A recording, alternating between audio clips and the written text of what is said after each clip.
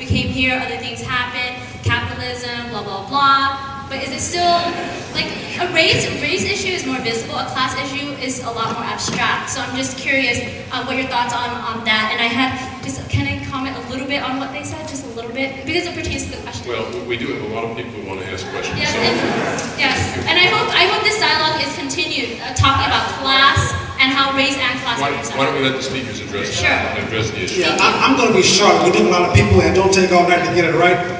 The bottom line is, though, that we have to stop dialoguing and begin to make decisions.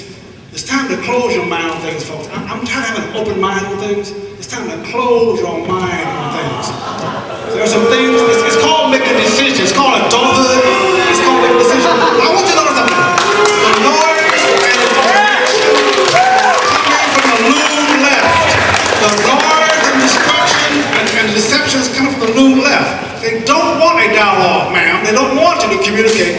They want to boo and holler because they're childlike and they want to make noise and make themselves feel good. It's okay. It's okay. Because you can sit and boo for a whole 2 minutes, because when you finish booing, I'm going to still be right and you're still going to be left.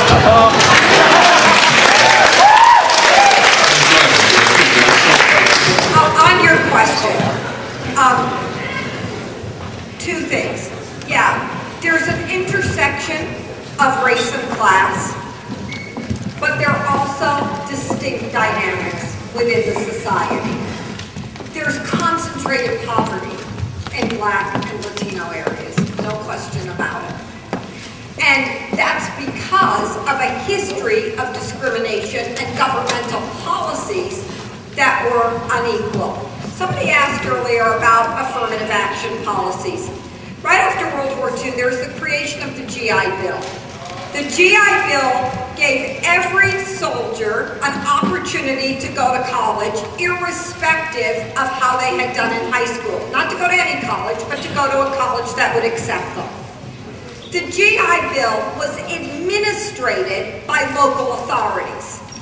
In the South, that meant that it was administrated by white government officials. And this was before the Voting Rights Act, who said, we're going to use voter registration rolls to determine who will get GI Bill money.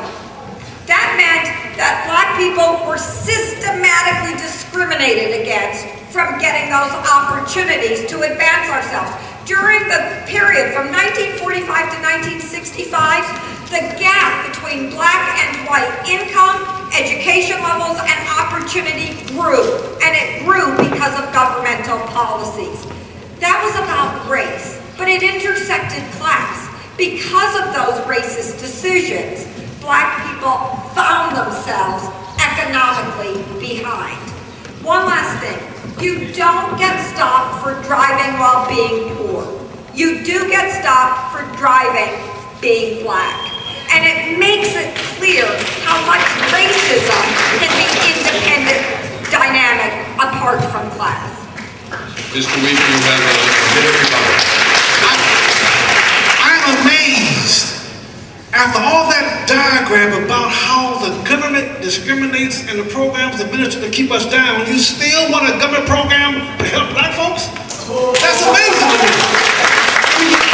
You're saying one thing and you still want master to control. That's amazing. Poverty folks, you know, driving while poor, trust me, they also stop you driving while poor. But we won't discuss that too much. I do want to address the idea that we have two separate systems here. We only have one. Just some participate and some do not participate. We have two cultures here, not a Black culture, not a white culture. We have the culture of poverty and the culture of success. Understand there are two cultures. You find Black folks and white folks in both cultures, folks. Poor and white, poor and rich, poor and Black. You have to understand something, folks. Your idea about freedom depends on your activity and nobody else's. Thank you. Ms. Grover. Just really quickly again on the questions of race and class that were asked. When you look at certain measures that express race, like how many people are diagnosed with breast cancer and how many die from it, you see a tremendous disparity between between black and white race. And it's a reflection of the ways in which racism affects everything. Healthcare, affect employment, affect access to information, affect screening programs, affect everything. Racism affects all aspects of your lives, and that's why to isolate a single thing, like to say that if you go to a black or Latino school, it's because your communities have failed and the teachers have failed and all of that, is to abstract that experience from the totality of the ways that racism structures opportunity, and it's false. We have a question from the far microphone. Hello, my name is Mickey Klein. I had a pragmatic question, hopefully to draw away from the part I would say repetitive and fiery rhetoric that's been coming out of this debate. Despite what one may think about the admissions requirements, command of the English language and mathematical ability are very much determining factors of success in college, and it is very clear that underrepresented minority students admitted either under the explicit programs or the non-explicit comprehensive review programs perform lower than other students, and they end up having a higher, lower graduation rate, lower GPA, etc.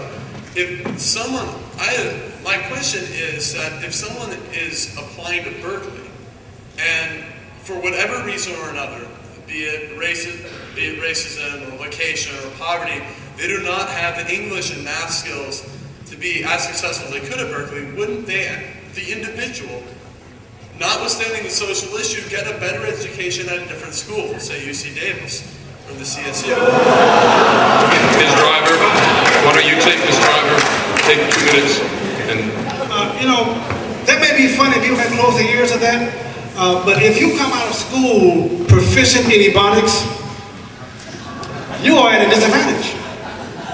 There is a culture of success in this country, folks. And the language of success, the language of business, and the language of politics is English.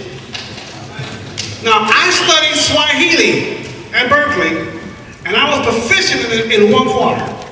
When I graduated, I was an expert in it. It doesn't take much, and the English language is the same way.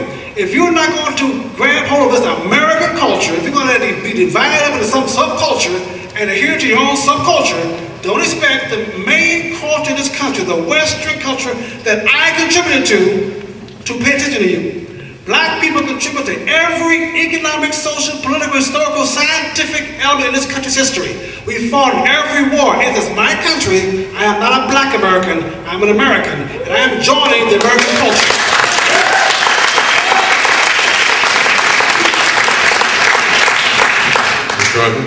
I just think your statement was first false.